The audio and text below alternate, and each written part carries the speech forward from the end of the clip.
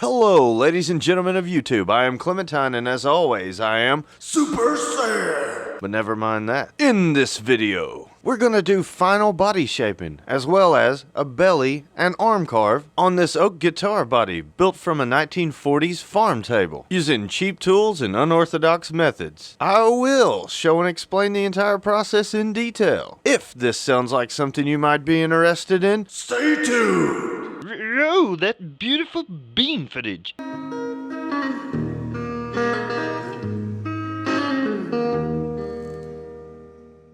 In the last few weeks, we've taken this oak guitar body made from a 1940s table and created a pocket for the neck, also made from that 80-year-old table. Then we routed cavities for those pickups made from a scrap 2x4. Now it's time to finalize this body shape and do front and back carves to make this rendering just that much closer to reality. Let's make a whole lot of sawdust.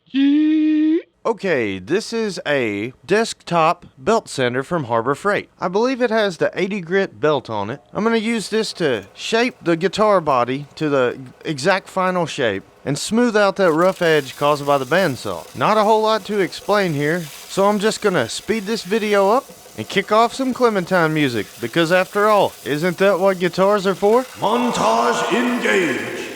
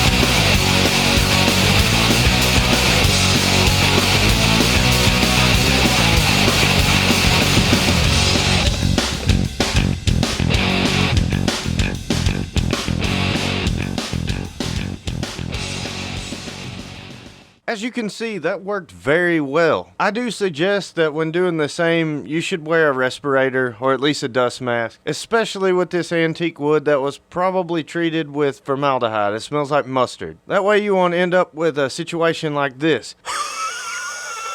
But I couldn't fit the edge of that belt into the radius on the inside edge of the lower horn. So this is a sanding drum from Amazon.com and a drill press from Harbor Freight. The drum's about maybe a 1/16 or a 32nd of an inch shorter than the guitar body, so it leaves a little lip on the top edge. That'll be sanded off later before the finishing, when all these sharp edges are softened. So, key the psychobilly music. Side note, I can't take full credit for this music. My wife actually played the drum part where it's on the bell of the ride, the ting ting ting ting. I just couldn't pull it off. This is more her type of music than it is mine.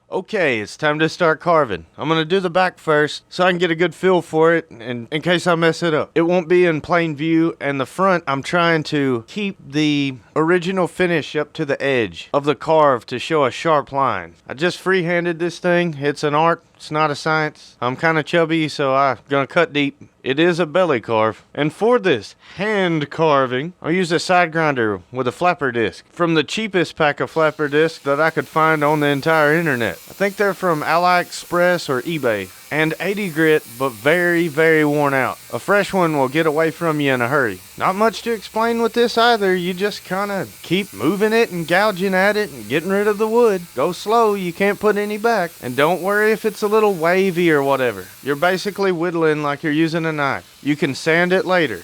If you don't have a side grinder, you could do this with a rasp or a file or maybe some 36 grit sandpaper. Or you could take a coping saw at an angle and basically cut out what you want gone and then sand it in. But if you do it this way, clamp down the workpiece and be your ass careful. A grinder will burn you to the bone before you can blink.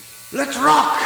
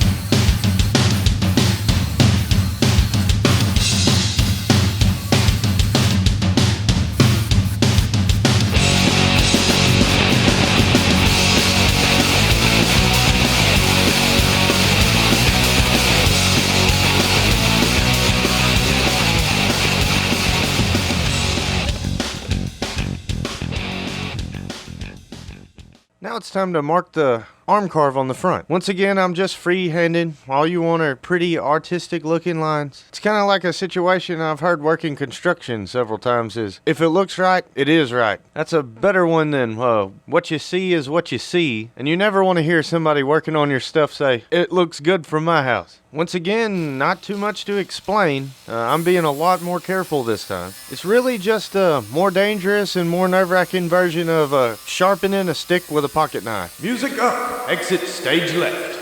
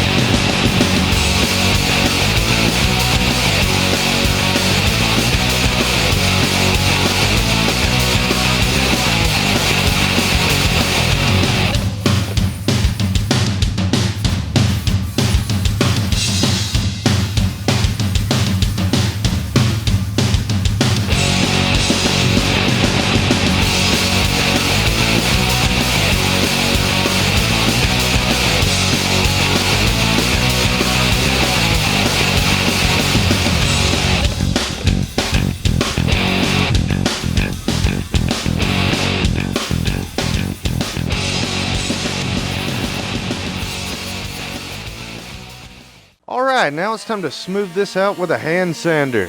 This is also 80 grit, and even now it doesn't have to be made perfect. When the time comes for finishing, there will be a lot of actual hand sanding done. I started with the back again because if I find that this isn't exactly working, then it's not going to be somewhere where everyone can see it. When I get to the front, look at how I use the sander to just line up that stain line perfect and get a nice graceful curve. And the sanding itself actually takes longer than the carving, but it ended up looking really sweet from the side, and I'll show that at the end. Key the music, release the hounds!